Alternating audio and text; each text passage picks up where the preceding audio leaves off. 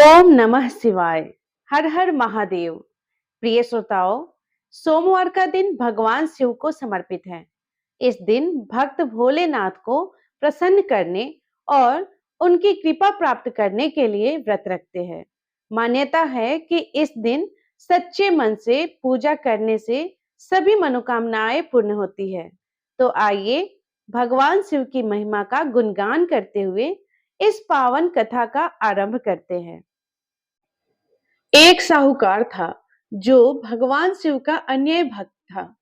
उसके पास धन धान्य किसी भी चीज की कमी नहीं थी, लेकिन उसकी कोई संतान नहीं थी और वह इसी कामना को लेकर रोज शिव जी के मंदिर जाकर दीपक जलाता था। उसके इस भक्ति भाव को देखकर एक दिन माता पार्वती ने शिव जी से कहा कि हे प्रभु, यह साहूकार आपका अन्याय भक्त है। इसको किसी बात का कष्ट है तो आपको उसे अवश्य दूर करना होगा।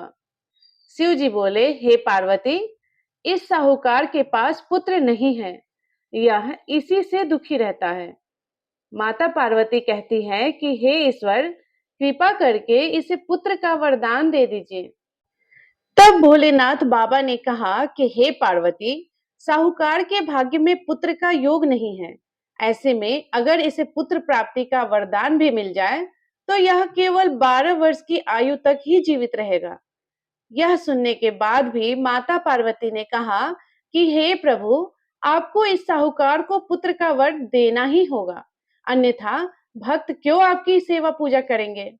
माता के बार बार कहने से भोलेनाथ ने साहूकार को पुत्र का वरदान दिया, लेकिन यह भी कहा कि वह केवल 12 वर्ष तक ही जीवित रहेगा। साहूकार यह सारी बातें सुन रहा था, इसीलिए उसे ना तो खुशी हुई और ना ही दुख। वह पहले की तरह ही भोलेनाथ की पूजा अर्चना करता रहा। उधर सेठानी गर्भवती हुई और 9वें महीने उसे सुंदर से बालक की प्राप्ति हुई। परिवार में खूब हर्षोल्लास मनाया गया, लेकिन साहूकार पहले की ही तरह रहा और उसने बालक की 12 वर्ष की आयु का जिक्र किसी से भी नहीं किया। जब बालक की आयु 11 वर्ष की हो गई तो एक दिन साहूकार की सेठानी ने बालक के विवाह के लिए कहा। तो साहूकार ने कहा कि यह अभी बालक को पढ़ने के लिए काशी जी भेजेगा। इसके बाद उसने बालक के मामा जी को बुलाया और कहा कि इसे काशी पढ़ने के लिए ले जाओ और रास्ते में जिस भी स्थान पर रुकना वहां यज्ञ करते और ब्राह्मणों को भोजन कराते हुए आगे बढ़ना। उन्होंने भी इसी तरह करते हुए जा रहे थे कि रास्ते में एक राजकुमारी का विवाह था। जिससे उसका विवाह होना था वह एक आंख से काना था। तो उसके पिता ने जब अति सुंदर साहूकार के बेटे को देखा तो उसके मन में आया कि क्यों ना इसे ही घोड़ी पर बिठाकर शादी के सारे कार्य संपन्न करा लिए जाए। तो उन्होंने इस बात को उसके मामा की ओर रखा और बोला कि इसके बदले में वह आधा धन देंगे। तो यह सुनकर साहूकार के बेटे के मामा राजी हो गए।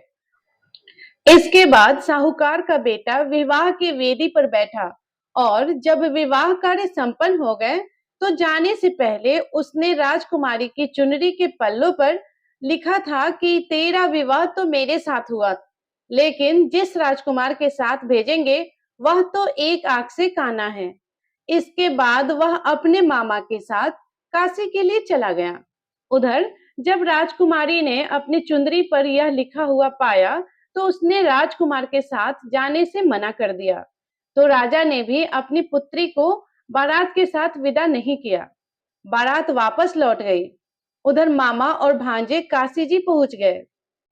एक दिन जब मामा ने यज्ञ रखा था और भांजा बहुत देर तक बाहर नहीं आया तो मामा ने अंदर जाकर देखा तो भांजे के प्राण निकल चुके थे।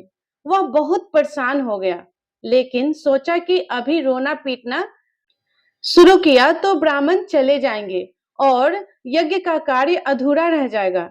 जब यज्ञ संपन्न हुआ तो मामा ने रोना पीटना शुरू किया। उसी समय शिव पार्वती उधर से जा रहे थे। तो माता पार्वती ने शिव जी से पूछा, हे प्रभु, ये कौन रो रहा है। तभी उन्हें पता चलता है कि यह तो भोलेनाथ के आशीर्वाद से जन्मा साहूकार का पुत्र है। तब माता पार्वती कहती है कि हे स्वामी, इसे जीवित कर दे, अन्यथा रोते रोते इसके माता पिता के प्राण निकल जाएंगे। तब भोलेनाथ ने कहा कि हे पार्वती, इसकी आयु इतनी ही थी, सो वह भोग चुका। लेकिन मां के बार बार आग्रह करने पर भोलेनाथ ने उसे जीवित कर दिया। लड़का ओम नमः शिवाय करते हुए जी उठा और मामा भांजे दोनों ने ईश्वर को धन्यवाद दिया और अपनी नगरी की ओर लौटे। रास्ते में वही नगर पड़ा और राजकुमारी ने उन्हें पहचान लिया। तब राजा ने राजकुमारी को साहूकार के बेटे के साथ बहुत सारे धन धान्य के साथ विदा किया। उधर साहूकार और उसकी पत्नी छत पर बैठे थे। उन्होंने प्रण कर रखा था कि यदि उनका पुत्र सकुशल न लौटा तो वह छत से कूदकर अपने प्राण त्याग देंगे। तभी लड़के के मामा ने आकर साहूकार के बेटे और बहू के आने का समाचार सुनाया, लेकिन वे नहीं माने। तो मामा ने शपथ पूर्वक कहा। तब दोनों को विश्वास हो गया और दोनों ने अपने बेटे बहू का स्वागत किया। उसी रात साहूकार को स्वप्न में शिव जी ने दर्शन दिया और कहा कि तुम्हारे पूजन से मैं प्रसन्न हुआ।